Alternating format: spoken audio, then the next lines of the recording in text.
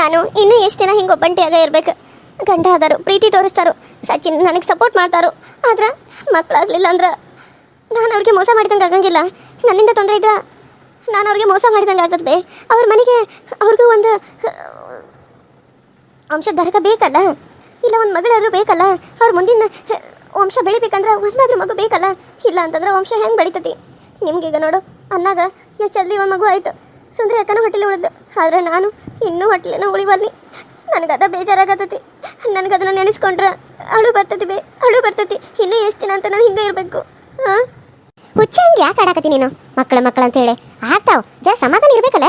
ಆ ಡಬರಿ ತಾಯಿಲಿ ಅದ್ರಾಗ ಇದನ್ನೈತಿ, ಏನವ ಅದು, ಏನು ಅಂತಾರಲ್ಲ, ಕೊಬ್ಬರಿ, ಹಸಿ ಕೊಬ್ಬರಿ ತೆರೆದ ಹಾಕ್ತಾನೆ ಅವಲಕ್ಕಿಗೆ, ಮಸ್ತ್ ಆಗ್ತದೆ. ಬರೇ ನಿನ್ನಿಂದ ಯೋಚನೆ ಮಾಡ್ಕೊತ ಇರಬೇಡ, ಆರಾಮಾಗಿ ಇರು. ಹಾಂ, ಮಕ್ಕಳು ಆಗ್ತಾವ, ಚಿಂತೆ ಮಾಡಬೇಡ ಮಗಳ. ನಾನು ಹೇಳತ್ತ ನೋಡಮ್ಮ ನಿನಗೆ, ಖಂಡಿತಾಗೆ ಮುಂದಿನ ವರ್ಷ ಕೊಡೋದು ನಿನ್ನ ಕೈಯ ಮೊಮ್ಮಗು ಇರುತ್ತತ್ತೆ ನನಗೆ. ನಾನು ನಿನ್ನ ಮೊಮ್ಮಗನ ಎತ್ಕೊಂಡಿರ್ತಾನೆ. ಅಯ್ಯೋ, ನಿನ್ನ ಮೊಮ್ಮಗನಾತ, ನನ್ನ ಮೊಮ್ಮಗನ ನಾನು ಎತ್ಕೊಂಡಿರ್ತಾನೆ. ನೀ ಏನು ಹೇಳತ್ತಿ, ಆದ್ರೆ ನನಗೆ ನಂಬಿಕೆ ಇಲ್ಲಬೇ. ಅಜ್ಜಾರು ಹೇಳಿದಾರೆ, ಆದರೆ ಇಷ್ಟೊತ್ತಿಗೆ ನಾನು ಬಸರಾಗಬೇಕಾಗಿತ್ತು. ಆದರೆ ನಾನು ಇನ್ನೂ ಬಸರಾಗೇ ಇಲ್ಲ. ನನಗೆ ಭಯ ಆಗತತಿ. ನನಗಂತೂ ಸಚಿನ್ ಅವ್ರನ್ನ ಬಿಟ್ಟ ಬದುಕೋ ಶಕ್ತಿನೇ ಇಲ್ಲ. ಸಮಾಧಾನ ಮಾಡ್ಕೊ ಮಗಳ, ಹಾಗೆಲ್ಲ ಏನಾಗಲ್ಲ. ಮಕ್ಕಳು ಆಗ್ತಾವ, ಒಬ್ಬೊಬ್ಬರಿಗೆ ತಡ ಇರ್ತತಿ, ಒಬ್ಬೊಬ್ಬರಿಗೆ ಮಕ್ಕಳ ಬಗ್ಗೆ ಸ್ವಲ್ಪ ಲೇಟ್ ಇರ್ತತಿ. ಅದಕ್ಕೆ ನೀನು ಯಾಕೆ ಇಷ್ಟೊಂದು ಬೇಜಾರು ಮಾಡ್ಕೊಂಡಿದ್ದಿ? ನೋಡು, ಈಗ ನೀನು ಸುಮ್ಮನೆ ಇರ್ತೀಯೋ ಇಲ್ಲೋ ಹೇಳಿ ನನಗೆ. ಸುಮ್ಮನೆ ಇರು, ಸ್ವಲ್ಪ ಸಮಾಧಾನವಾಗಿ ಎಲ್ಲನೂ ಯೋಚನೆ ಮಾಡ್ಬೇಕು. ನೀ ಅನ್ಕೊಂಡಿರೋದ ಎಲ್ಲ ಆಗ್ತದ, ಯಾಕೆ ಯೋಚನೆ ಮಾಡ್ತಿದ್ದಿ? ಹಾಂ, ಆಯ್ತು ಬಿಡು. ನೀನಾದರೂ ಏನು ಮಾಡ್ತಿದ್ದಿ? ನೀನು ಹೇಳಿದ್ರೂ ಇಷ್ಟ ಹೇಳ್ತಿದ್ದಿ. ಯಾರಿಗೆ ಹೇಳಿದ್ರು ನನ್ನ ಕಷ್ಟ ಅರ್ಥನ ಆಗಂಗಿಲ್ಲ. ತಾಯಿ ಮುಂದೆ ಹೇಳ್ಬೇಕಂತೇಳಿ ಹೇಳಿನಿ. ಎದ್ಯಾಗ ನೋವು ಇಟ್ಕೊಂಡು ಬಿಟ್ಟಿದ್ನಿ, ನನಗೆ ಸಮಾಧಾನ ಆಗೋದ್ರಕ್ಕಿಲ್ಲ. ನಿನ್ನ ಮುಂದೆ ಹೇಳಿದಾಗ ಈಗ ಸ್ವಲ್ಪ ಮನಸ್ಸಿಗೆ ಸಮಾಧಾನ ಆತು ಬೇ, ಸಮಾಧಾನ ಆಯ್ತು. ಎಷ್ಟು ಮಾಡಿದ್ರು ತಾಯಿ ಮುಂದೆ ಏನೇ ಇದ್ರು ಹೇಳಿರೋಣ ಮನಸ್ಸಿಗೆ ಸ್ವಲ್ಪ ಸಮಾಧಾನ ಅಂತ ಅನಿಸ್ತತಿ. ಈಗ ನನ್ನ ಮನಸ್ಸಿಗೆ ಯಾಕೋ ಸಮಾಧಾನ ಅಂತ ಅನ್ಸಕತ್ತು. ಸಾಕು, ಇಷ್ಟು ಸಾಕು. ನೀ ಹೇಳೋದು ಕೇಳಿ ನನಗೂ ಬೇಜಾರಾಗತತಿ. ಆದರೆ ಏನು ಮಾಡಲಿ ಮಗಳ, ನಾನು ಎಲ್ಲಾರ ಹೋಗಿ ಕೇಳ್ಕೊಂಡು ಬರ್ತೇನೆ. ಹಾಂ, ಅವಾಗ ನಿನಗೆ ಹೇಳ್ತಾನು, ನೀನು ಬಾ, ಸರಿನಾ? ಸರಿ ಬೇ. ಪಾಪ ನೀನಾರ ಏನು ಮಾಡ್ತಿದ್ದಿ? ಹಾಂ, ನನ್ನ ಕಷ್ಟನಾ ನಿನ್ನ ಮುಂದೆ ಹೇಳಿ ನಿನಗೆ ನಾನು ತೆಲ್ಲು ಕೊಟ್ಟಂಗಾಯ್ತು. ಅಯ್ಯೋ, ನನ್ನ ಮುಂದೆ ಹೇಳ್ದೆ ಮತ್ತೆ ಯಾರ ಮುಂದೆ ಹೇಳ್ತಿ ಮಗಳ? ಹೌದು, ನಿಮ್ಮ ಮತ್ತೆ ಏನರ ಅಂದ್ಲನ? ಏನರ ಅಂದ್ಲೋ, ಏನು ಸುಮ್ಮನೆ ಇದ್ಲು? ಇಷ್ಟು ದಿನ ಮಕ್ಕಳದು ಆಗಿಲ್ಲ ಅಂತ ಏನರ ಅಂದ ಅನ್ನಕಿ? ಏನರ ಆಕೆ ಬೇರೆ ಮದುವೆ ಮಾಡ್ತಾನೆ ಅಂದಾಳನ? ಇಲ್ವೇ, ಅತ್ತೆ ಏನೂ ಹೇಳಿಲ್ಲ, ಅವ್ರೇನು ಅಂದೇ ಇಲ್ಲ. ಪಾಪ ನಾವು ನಿರ್ಧಾರ ಮಾಡ್ಕೊಂಡು, ಅಕಸ್ಮಾತ್ ನಮಗೇನಾರ ಮಕ್ಳು ಆಗಲಿಲ್ಲ ಅಂದ್ರೆ ನೀವು ಬೇರೆ ಮದುವೆ ಆಗ್ರಿ, ನಿಮಗಾಗಲಿಲ್ಲ ಅಂದ್ರೆ ಅವ್ರು ಆಗಂದ್ರು, ನಾನಂತೂ ಆಗಂಗಿಲ್ಲ. ನೀವು ಆಗ್ತೇನೆ ಅಂದ್ರೆ ಆಗ್ರಿ, ನಾನು ಬ್ಯಾಡ ಅನ್ನಂಗಿಲ್ಲ. ಆದ್ರೆ ನಾನು ಆಗಂಗಿಲ್ಲ ಅಂತ ಹೇಳೀನಿ. ಅದಕ್ಕೆ ನೀ ಆಗಂಗಿಲ್ಲ ಅಂದ್ರೆ ನಾನು ಆಗಂಗಿಲ್ಲ. ಮಕ್ಕಳಾಗಲಿಲ್ಲ ಅಂದ್ರೆ ಏನಾಯಿತು, ನಾವಿಬ್ಬರ ಜೊತೆಯಾಗಿರೋಣ ಅಂತ ಅವ್ರು ಅಂತಾರೆ. ಆದರೆ ಊರಾಗಿನ ಮಂದಿ ಎಲ್ಲ ಏನಂತಾರೋ ಆಡೇ ನಗತಾರೆ. ನನಗೆ ಅದಕ್ಕೆ ಬೇಜಾರಾಗತ್ತಿರೋದು. ನೋಡಮ್ಮ, ಜನ ಮಾತಾಡ್ತಾರಂತ ಹೇಳಿ ನಾವು ತಲೆ ಕೆಡಿಸ್ಕೋಬಾರ್ದು. ಜನ 100 ಮಾತಾಡ್ತಾರೆ, ನಾವು ಕುಂತ್ರು ಮಾತಾಡ್ತಾರೋ, ನಿಂತರೂ ಮಾತಾಡ್ತಾರೋ. ಹಾಂ, ಈಗ ಮದುವೆ ಆಗಲಿಲ್ಲ ಅಂದರೂ ಮಾತಾಡ್ತಾರೋ, ಮದುವೆ ಆದರೂ ಮಾತಾಡ್ತಾರೋ, ಮಕ್ಕಳು ಆಗಲಿಲ್ಲ ಅಂದರೂ ಮಾತಾಡ್ತಾರೋ, ಮಕ್ಕಳು ಆದರೂ ಮಾತಾಡ್ತಾರೋ. ಹಾಂ, ನೀ ಸಾಯಲಿಲ್ಲ ಅಂದರೂ ಮಾತಾಡ್ತಾರೋ, ಸತ್ತರೂ ಮಾತಾಡ್ತಾರೋ. ಮಕ್ಕಳು ಆದಮೇಲೆ ಹೆಂಗೆ ಓದಿಸಿದಾರೆ ಅನ್ನೋದಕ್ಕೂ ಮಾತಾಡ್ತಾರೋ, ಹೆಂಗೆ ಓದಿಸ್ಲಿಲ್ಲ ಅನ್ನೋದಕ್ಕೂ ಮಾತಾಡ್ತಾರೋ. ದೊಡ್ಡ ಸಾಲಿಗೆ ಹಾಕಿದ್ರು ಮಾತಾಡ್ತಾರೋ, ಸಣ್ಣ ಸಾಲಿಗೆ ಹಾಕಿದ್ರು ಮಾತಾಡ್ತಾರೋ. ಮಕ್ಕಳು ಚಂದಗೆ ಇದನ್ನು ಮಾಡಲಿಲ್ಲ ಅಂದ್ರೆ ಅಯ್ಯ ನೋಡ್ದ ಮಕ್ಕಳಿಗೆ ಎಂಥ ಬುದ್ಧಿ ಕಲಿಸಿದಾರಂತನೋ ಅಂತಾರೋ. ಹಾಂ, ಜನಗಳು 108 ಅಂತಾರಂತ. ಜನಗಳ ಬಗ್ಗೆ ನಾವು ಯೋಚನೆ ಮಾಡ್ಕೊತ ಕುಂದ್ರೆ ನಾವು ಇನ್ನೂ ಇಲ್ಲೇ ಇರಬೇಕಾಗತ್ತ. ಜನಗಳ ಬಗ್ಗೆ ನಾವು ಯೋಚನೆ ಮಾಡಬಾರ್ದು. ಅನ್ನೋರು ಅಂದ್ಕೊಂಡು ಹಾಳಾಗಿ ಹೋಗಲಿ. ನಾವು ನಮ್ಮ ಜೀವನದಲ್ಲಿ ನಾವು ಏನು ಮಾಡಬೇಕು, ಏನು ನಡಿಬೇಕು, ಏನು ಅಂದ್ಕೊಂಡಿದ್ದೀವೋ ಅದನ್ನಷ್ಟೇ ನಾವು ಮಾಡಬೇಕು ಹೊರತು ನಾವು ಇನ್ನೊಬ್ರ ಬಗ್ಗೆ ಯೋಚನೆ ಮಾಡಬಾರ್ದು. ಇನ್ನೊಬ್ರದ ಅವ್ರು ನಮಗೆ ಈ ರೀತಿ ಅಂತಾರಂತ ನಾವು ಅದಕ್ಕೆ ತಲೆನೂ ಕೆಡಿಸ್ಕೋಬಾರ್ದು. ನಾವಾಯಿತು, ನಮ್ಮ ಜೀವನ ಆಯಿತು, ನಾವು ಅಷ್ಟೇ ಇರಬೇಕು. ಅಯ್ಯೋ ಅಲ್ಲಿ ಕುಂತಾರ ಅವ್ರು ಏನೋ ಅಂತಾರೆ, ಅಯ್ಯೋ ನಾವು ಈಗ ಹೆಂಗೆ ಹೋಗೋದು, ಇಂಥ ಡ್ರೆಸ್ ಹಾಕೊಂಡೀನಿ ಅಂತ ನೀನೇನಾರ ಅನ್ಕೋತ ಕುಂತ್ರೆ ನೀನು ಅಲ್ಲೇ ಕುಂದಿರ್ಬೇಕಾಗತ್ತೆ. ಅವ್ರು ಏನಾದರೂ ಅನ್ಕೊಳ್ಳಿ, ನನ್ನ ಡ್ರೆಸ್ಸು ನನ್ನ ಇಷ್ಟ, ನನಗಿಷ್ಟ ಆಗಿರುವಂಥ ಡ್ರೆಸ್ ನಾನು ಹಾಕೊಂಡಿದ್ದೀನಿ ಅಂತ ಅವ್ರ ಮುಂದೆ ನೀನು ಹೋದ್ರೆ ಅವರೇ ನೋಡಿ ಅಂದು ಬಾಯಿ ಮುಚ್ಕೊಂಡು ನಾಯಿ ಥರ ಇರ್ತಾರೆ ಎಲ್ಲರೂ ಹಿಂಗೆ. ಅದಕ್ಕೆ ನಾವು ಇನ್ನೊಬ್ಬರ ಬಗ್ಗೆ ತಲೆ ಕೆಡಿಸ್ಕೋಬಾರ್ದು. ಹಿಂದೆ ಮಾತಾಡೋರು ಮಾತಾಡ್ಕೊಳ್ಳಿ, ಅದು ನಮಗೆ ಕೇಳಿಸಂಗಿಲ್ಲ. ಅದೇ ನಮ್ಮ ಮುಂದೆ ಮಾತಾಡಿದ್ರೆ ಈ ಕಡೆಯಿಂದ ಕಿವಿಯಿಂದ ಕೇಳಿ ಈ ಕಡೆ ಕಿವಿಯಿಂದ ಬಿಟ್ಬಿಡೋದು ಅಷ್ಟೇ. ಏನಂತೀರತ್ತೆ? ನಾ ಹೇಳೋದು ಕರೆಕ್ಟ್ ತಾನೇ? ನಿನ್ನ ಮಾತು ಕೇಳಿ ನನಗೆ ಎಷ್ಟು ಸಂತೋಷ ಆಯ್ತು. ಎಷ್ಟು ಒಳ್ಳೆ ಮಾತು ಹೇಳಿದಿ. ನೀ ಹೇಳಿದ್ದು ಕರೆ ಐತೆ ಸಚಿನ್. ನೋಡಿದಿ, ನಿನ್ನ ಗಂಡಗ ಇಷ್ಟ ಭರವಸೆ ಧೈರ್ಯ ಇರಬೇಕಾದ್ರೆ ನೀನು ಯಾಕೆ ಇಷ್ಟೊಂದು ಕುಗ್ಗತ್ತಿದಿ? ನೋಡು ಅಮ್ಮು, ನೀನು ಇಷ್ಟು ಕುಗ್ಗಬೇಡ. ನೀನು ಧೈರ್ಯದಿಂದ ಇರು, ಅಂದ್ಕೊಂಡಿದ್ದೆಲ್ಲ ಹಾಗೆ ಆಗ್ತದೆ. ಅವರು ಹೇಳ್ತಾರಮ್ಮ, ಅವ್ರು ನನಗೆ ಧೈರ್ಯ ಕೊಡ್ತಾರೋ, ಆದರೆ ನನಗೆ ಧೈರ್ಯ ತೊಗೊಳಕ್ಕೆ ಆಗಬಾರ್ದು. ಏನು ಮಾಡ್ಬೇಕಂತಾರೋ ಗೊತ್ತಾಗಬಾರ್ದು. ನೋಡು ಮಗಳ, ನಿನ್ನ ಗಂಡ ನಿನ್ನ ಜೊತೆಯಾಗದಾನ. ನಿನ್ನ ಗಂಡ ನಿನ್ನ ಜೊತೆಯಾಗಿರುವವರೆಗೂ ನೀನು ಯಾರಿಗೂ ಹೆದರ್ಬೇಕಾಗಿಲ್ಲ. ಆ ದೇವ್ರು ನಿನ್ಗೆ ಎಲ್ಲ ಒಳ್ಳೇದೇ ಮಾಡ್ತಾನೆ. ನಿನಗೂ ಕೈಯಾಗ ಒಂದು ಮಗು ಆಗೇ ಆಗ್ತದ. ಅದನ್ನ ನಾನು ನೋಡ್ತಾನೆ. ನೋಡು, ನೀನು ಆಸೆ ಕಳ್ಕೊಬೇಡ. ನೀನು ಧೈರ್ಯವಾಗಿರು, ದೇವ್ರಿಗೆಲ್ಲ ಬೇಡ್ಕೊ, ಆಮೇಲೆ ಹಾಸ್ಪಿಟ್ಲಿಗೆಲ್ಲ ಹೋಗಿ ತೋರಿಸ್ಕೊ, ಚೆಕಪ್ ಮಾಡಿಸ್ಕೊ. ಆಮೇಲೆ ನಿನಗೂ ಮಕ್ಕಳು ಆಗೇ ಆಗ್ತಾವೆ. ನೋಡಿ ಅಳಿ ಅಂದ್ರೆ ಏನಾದರೂ ಬೇಕಿದ್ರೆ ನನ್ನ ಕೇಳ್ರಿ ಸಚಿನ್. ಯಾವುದಕ್ಕೂ ಹಿಂದೆ ಮುಂದೆ ಮಾಡಬೇಡ. ನನ್ನ ಮಗಳ ವಿಷಯದಾಗ ನಾನು ಏನು ಯೋಚನೆ ಮಾಡೋಂಗಿಲ್ಲ. ನನ್ನ ಮಗಳಿಗೆ ಮಗು ಬೇಕಂತ ಅನ್ಸಾಗತ್ತದ. ಅದಕ್ಕೆ ನೀವು ಡಾಕ್ಟರ್ ಹತ್ರ ಹೋಗಿ ಭೇಟಿಯಾಗಿ ಏನು ಮಾಡಬೇಕು, ಏನೆಲ್ಲ ಮಾಡಿದ್ರೆ ಮಕ್ಕಳಾಗ್ತಾವು ಅನ್ನೋದನ್ನು ಕೇಳ್ಕೊರಿ.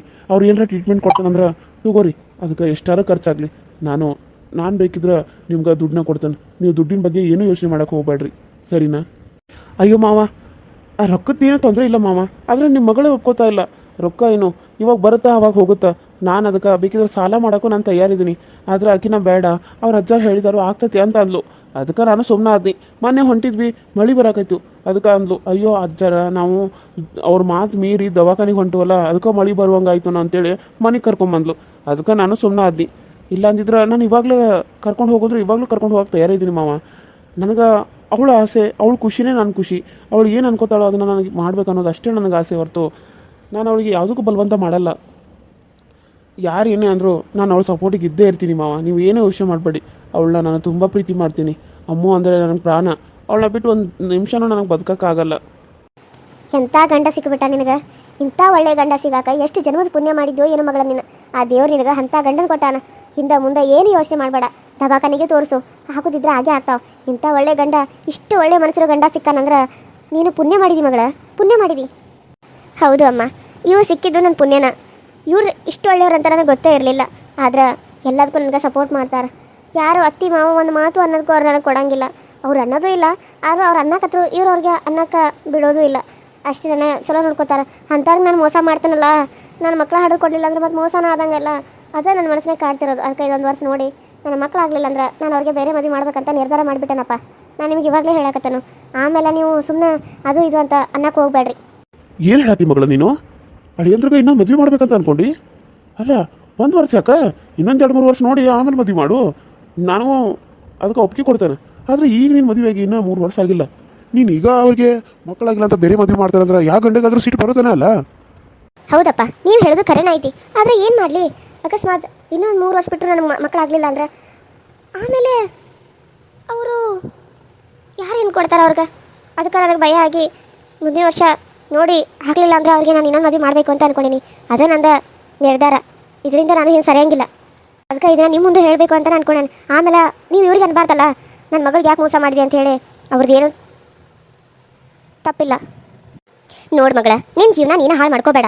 ಇನ್ನೂ 1-2 ವರ್ಷ ಕಾಯಿ. ನಿಮ್ಮ ಅತ್ತಿ ಮಾವಾಗ ನಾವು ಹೇಳ್ತೇವೆ. ಅವ್ರು ಏನಾದರೂ ಅಂದ್ರೆ ಅವ್ರಿಗೆ ನಾವು ಹೇಳ್ತೇವೆ. ನಾವು ಇರಬೇಕಾದ್ರೆ ನೀನು ಭಯ ಪಡಬೇಡ ಮಗಳ.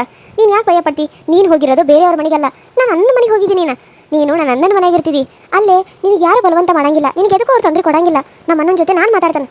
ಬೇಡಮ್ಮ, ಇದು ನನ್ನ ನಿರ್ಧಾರ ಆಗೈತಿ. ನೀನು ಯಾಕೆ ಅವ್ರಿಗೆ ಹೇಳ್ತಿದ್ದಿ? ನೀನು ಯಾಕೆ ಅವ್ರ ಜೊತೆ ಮಾತಾಡ್ತಿದ್ದಿ? ನನ್ನ ನಿರ್ಧಾರ ನನ್ನಾಗಿರ್ತೈತಿ. ಅವ್ರೇನು ಹೇಳಿ ನನಗೆ ಇದನ್ನು ಮಾಡಕ್ಕೆ ಹೇಳಿಲ್ಲ. ಸುಮ್ಮನೆ ನೀವು ಅರ್ಥ ಮಾಡ್ಕೊರಿ ಅಷ್ಟೇ. ಪದೇ ಪದೇ ನನಗೆ ಕೇಳಕ್ಕೆ ಹೋಗ್ಬೇಡ್ರಿ ಅಷ್ಟೇ. ಅಲ್ಲ ಅಮ್ಮ ಸಾಕು. ಅಮ್ಮ ನೋಡಿ ಅಂದ್ರೆ ಹೆಂಗೆ ಅಂತಾಳಕಿ. ಅಲ್ಲ ಸಚಿನ್, ಹಿಂಗೆ ಮಾತಾಡಿದ್ರೆ ನಾವು ಏನಂತ ಮಾತಾಡೋನು? ಅತ್ತೆ, ನೀವು ಸಮಾಧಾನ ಮಾಡ್ಕೊಳ್ಳಿ. ಆಕಿಗೆ ಈ ಕಡೆ ಮನಸ್ಸು ಇಲ್ಲ, ಆ ಕಡೆ ಮನಸ್ಸು ಇಲ್ಲ. ಮನಸ್ಸಲ್ಲಿ ತುಂಬ ಒದ್ದಾಡತಾಳ. ಆಕಿಗೆ ನಾನು ಧೈರ್ಯ ತುಂಬ್ತೇನೆ. ನೀವೇನು ಯೋಚನೆ ಮಾಡಬೇಡ್ರಿ. ಆಕಿನ ಬಿಟ್ಟು ಬದುಕೋ ಶಕ್ತಿ ನನ್ನ ಕೈಯಾಗಂತೂ ಇಲ್ಲ. ಆಕಿನ ಬಿಟ್ಟು ನಾನು ಬದುಕಿರೋದೂ ಇಲ್ಲ. ಆಕೆ ನನ್ನಿಂದ ದೂರ ಆಗೋಕ್ಕೆ ಸಾಧ್ಯನೇ ಇಲ್ಲ ಅತ್ತೆ. ನಾನು ಆಕಿನ ಯಾವತ್ತೂ ಕೈ ಬಿಡೋಂಗಿಲ್ಲ. ನೀವು ಇದನ್ನ ತಲೆಯಲ್ಲಿ ಇಟ್ಕೋರಿ.